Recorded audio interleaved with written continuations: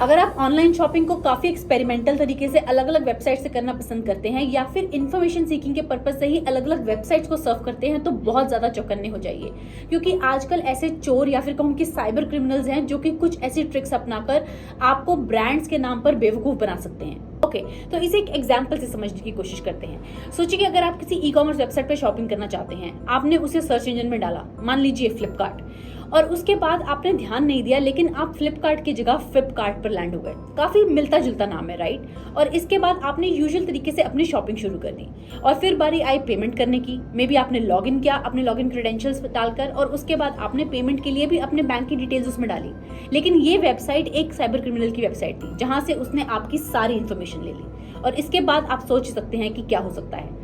अभी जो आपके साथ हुआ उसे कहते हैं डोमेन स्क्वॉटिंग। ये वेबसाइट्स देखने में तो बिल्कुल असली वेबसाइट्स की तरह लगती हैं, लेकिन एक्चुअली में ये फेक वेबसाइट्स होती हैं जहां पर साइबर क्रिमिनल्स ब्रांड्स की पॉपुलैरिटी का फायदा उठाकर लोगों को बेवकूफ बनाते हैं। वो ब्रांड के नाम से मिलते जुलते नाम के डोमेन को रजिस्टर करते हैं और फिर उनसे मिलती जुलती वेबसाइट को तैयार कर लेते हैं और जब उस पर यूजर आता है तो उसकी सारी इन्फॉर्मेशन वहां से वो चुरा लेते हैं। डोमेन स्क्वॉटिंग के बहुत सारे नुकसान आपको हो सकते हैं क्योंकि स्कैमर्स इन्हें अलग अलग चीजों के लिए इस्तेमाल कर सकते हैं अपने फायदे के लिए। सोचिए अगर आपके बैंक अकाउंट से मिलती जुलती कोई वेबसाइट हो जिसका नाम में सिर्फ थोड़ा सा ही फर्क इधर उधर हो, लेकिन आपने अनजाने में ऐसी वेबसाइट पर जाकर अपने पासवर्ड और लॉगिन क्रेडेंशियल से लॉगिन किया और उसके बाद आपकी सारी डिटेल स्कैमर्स के पास चली गई। और उसके बाद आप समझ ही सकते हैं कि अगर आपके फाइनेंशियल बैंक अकाउंट की डिटेल स्कैमर के पास चली जाती है तो वो चुटकियों में ही आपका बैंक अकाउंट खाली कर सकते हैं। या फिर ऐसी डोमेन स्क्वॉटिंग वाली वेबसाइट्स पे कई बार ऐसे सस्पिशियस लिंक्स होते हैं जिन्हें वो आपको कई तरीकों से अट्रैक्ट करा के क्लिक करवा देते हैं, जैसे कि आपको किसी तरह की ऑफर्स या डिस्काउंट्स दिखा के। और जब आप ऐसे लिंक्स पर क्लिक करते हैं तो वहां से हो सकता है कोई वायरस आपके फोन या फिर आपके लैपटॉप में इंस्टॉल हो जाए,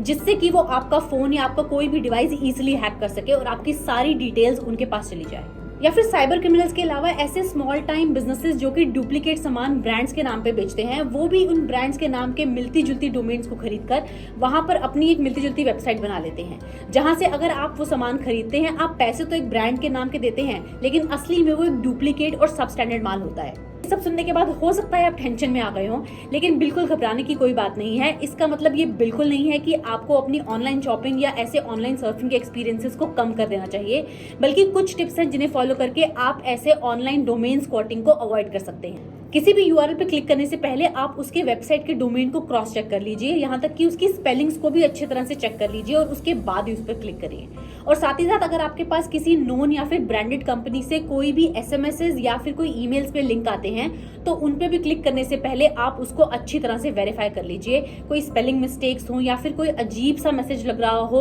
और लगता हो कि ये आपने एक्सपेक्ट नहीं किया था फिर भी ये मैसेज आपके पास आया है, तो उसको अवॉइड ही करिए। और अगर फिर भी किसी वेबसाइट पर क्लिक करने के बाद आपको कुछ अननेसेसरी बहुत सारे पॉपअप्स दिखते हो या फिर बहुत सारे रीडायरेक्शंस होते हो, एक से दूसरे पेज पे क्लिक करवाया जा रहा हो, तो वहां पर भी आपको समझ जाना चाहिए कि ये एक रेड फ्लैग है, क्योंकि हो सकता है इतने सारे बटन क्लिक्स या रीडायरेक्शंस बैकएंड में कोई वायरस डाउनलोड कर रहा हो। और हाँ, एक अच्छे एंटीवायरस में जरूर इन्वेस्ट करिए, क्योंकि अगर गलती से भी आपसे ऐसे किसी सस्पिशियस लिंक या फिर वेबसाइट पर क्लिक भी हो जाता है तो वो एंटीवायरस ये इंश्योर करेगा कि आपके सिस्टम में कोई अननेसेसरी मालवेयर या फिर कोई वायरस नहीं डाउनलोड हो जाए। अनफॉर्चुनेटली अगर आपको ऐसा लगता है कि आप डोमेन स्क्वॉटिंग का शिकार ऑलरेडी बन चुके हैं और जिसके चलते आपको अपने बैंक अकाउंट में या अपने सोशल अकाउंट्स में या फिर ऑनलाइन कहीं भी कुछ अनयूजुअल एक्टिविटी दिखती है, तो आप उसकी रिपोर्ट तुरंत करवाएं। इसके लिए आपको Indian computer emergency response team यानी कि सर्ट के दिए गए इस ईमेल पर रिपोर्ट करनी चाहिए, या फिर आप national cyber crime reporting portal पर जाकर भी इसकी रिपोर्ट कर सकते हैं, या फिर उनके हेल्पलाइन नंबर